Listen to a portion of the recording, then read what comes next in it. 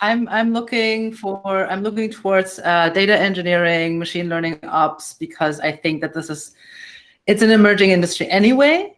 And with the power of the cloud, all the things that we talked about, I think that it's just a natural evolution of where technology goes. I personally will try and make it happen. Yes, I agree with Lian with a bit of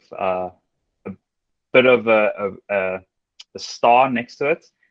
I see data data engineering going the same way that infrastructure engineering has gone, where we've tended towards the single solution that covers majority of the use cases. If you look at the data engineering ecosystem at the moment, it's full of so many different tools and applications and different ways of doing things, languages, etc. It's very difficult to kind of get anything done because one tool does this thing, another tool doesn't do it, etc. Right? I see data engineering going towards the single interface and the single API, and possibly even merging into the cloud native Kubernetes space as well. For me, the big thing that I've been looking at is like WebAssembly. So I think that really will be quite big in the future, especially perhaps for serverless. I think I see a lot of serverless platforms. So you've got the one from like Cloudflare, and you've got one from Fastly, and I think those might be pretty big. And you also see like AWS, I think, moving towards WebAssembly support for various things. And for those that aren't really perhaps don't know as much about WebAssembly, it's basically just assembly that your browser can run and can be targeted from various other platforms. So for example, I can quite easily compile Rust programs into WebAssembly, but there's also like compilers for various other languages. So it gets around a lot of issues around support for different languages. And they've thought about the security implications for the sandbox and so on. So in some ways, it is a cleaner form of containerization. I wonder also if cloud-hosted operating systems would start to become a thing yet. Like they always spoke about like devices that would have no operating system on the device. You would just connect to a cloud OS and run directly from a cloud environment. That's obviously dependent on constant access of the internet. But it would be interesting to see if that ever happens. We start to imagine if there's no actual OS installed on any device, a device just connects directly to the cloud for you to use.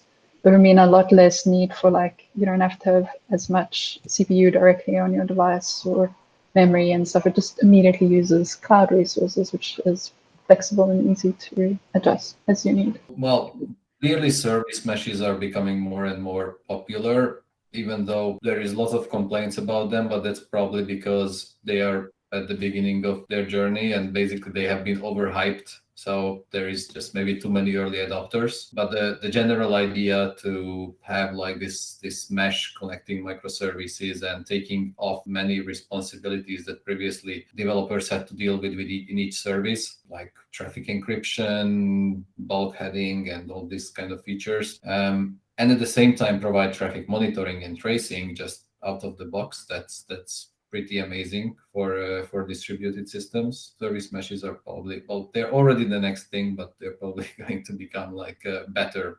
I would say that's maybe the thing, that they will become better and more usable and mature. And the other is serverless. So Docker containers are great running on Kubernetes and so on, but long running processes like that still poses problems. They still can go down. We have to worry about that. Are they down? Are they up? What's going on with them? What happens if some nodes go down and too many containers die and now they have to be rescheduled? Serverless, and what happens when they are not in use? Especially, that's the biggest problem. If they're not used, then they're just there and taking up resources. So I'm still curious about what Kubernetes is going to be doing next with clusters that span different regions and locations, basically the management of the cluster management, sort of the next layer of how do you actually orchestrate this in a big way and in a nice way, and not so much manually creating everything and maintaining everything.